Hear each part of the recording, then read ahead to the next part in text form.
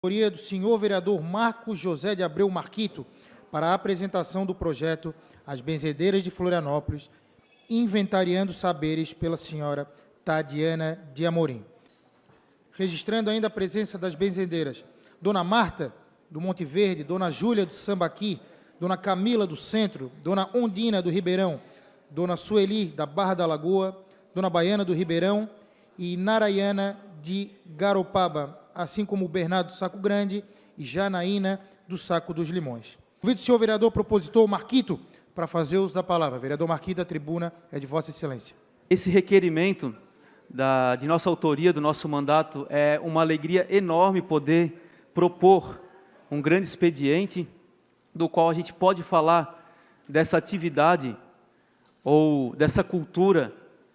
ou dessa manifestação que nós temos na ilha de Santa Catarina, assim como em todo o litoral, assim como em todo o Brasil.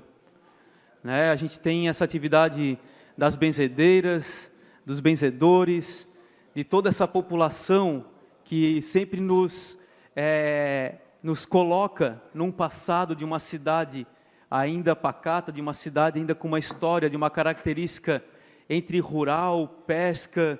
e as suas fantasias, as suas relações entre o divino e o profano, essas relações que estão imbricadas e que se materializam aqui nessas senhoras e nesses senhores que são as nossas benzedeiras e os benzedores. Cada vez mais, e é uma alegria, a gente poder ainda no ano de 2019 identificar, fazer um mapeamento, e desse mapeamento ele saiu um documento tão importante que é um mapinha da nossa ilha de Santa Catarina, um mapinha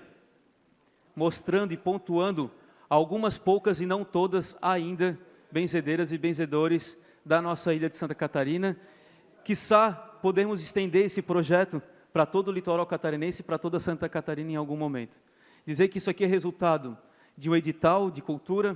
que é super importante, vai ser explicado com mais calma, mas dizer a importância de as administrações públicas valorizarem a cultura local e a cultura tradicional das nossas cidades. Quem aqui, que está acompanhando a sessão, não conhece ou nunca foi até uma benzedeira, um benzedouro aqui da cidade de Florianópolis? Particularmente a minha avó, que hoje tem 97 anos, é benzedeira, que já não benze mais, mas foi benzedeira de muitos anos, de arca caída, zipra, cobreiro, e tirava o sol da cabeça.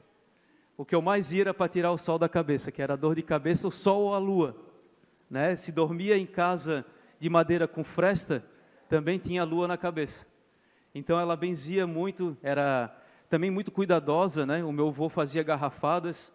e por isso é uma alegria a gente poder utilizar da casa pública, do espaço público, da casa legislativa, que também é o lugar de a gente resgatar a nossa história, a nossa cultura, mas mais do que isso, a gente mantê-la viva.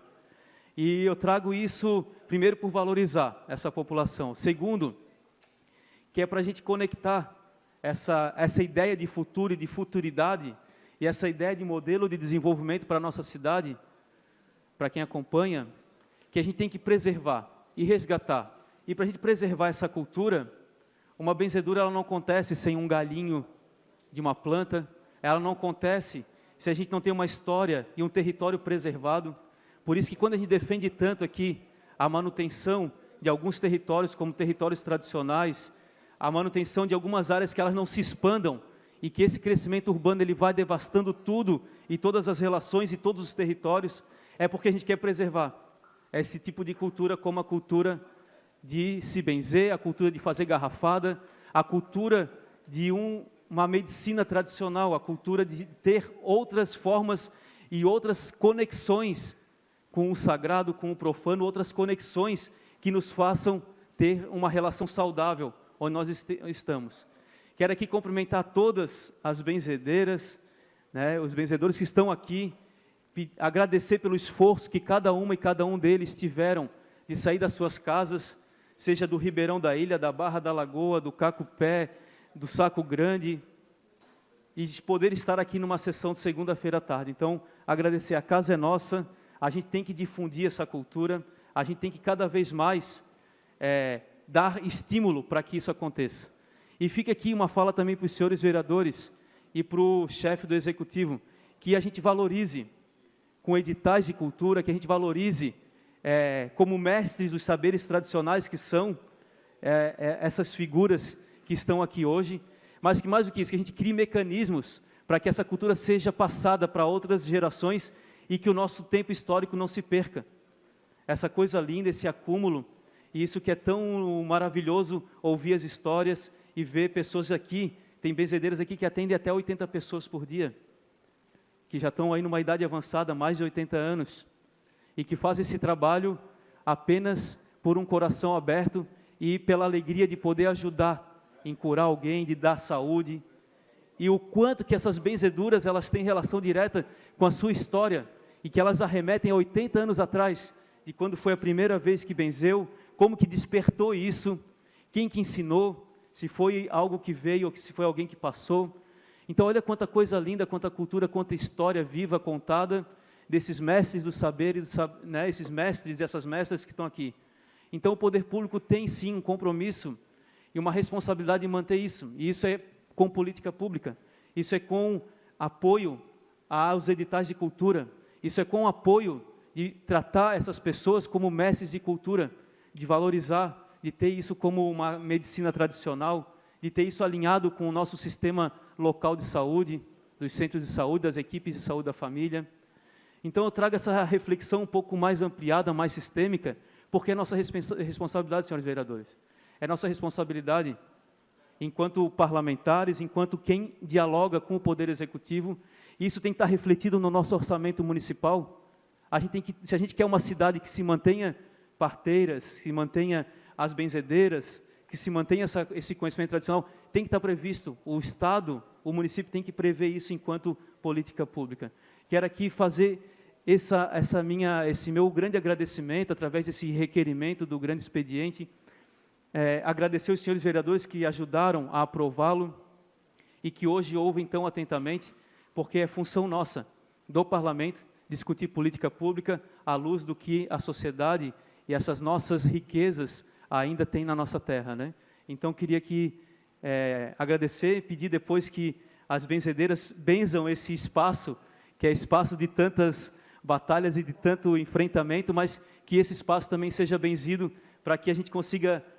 fazer política de verdade, política que reflita na vida das pessoas, né? Quero aqui agradecer, pedir o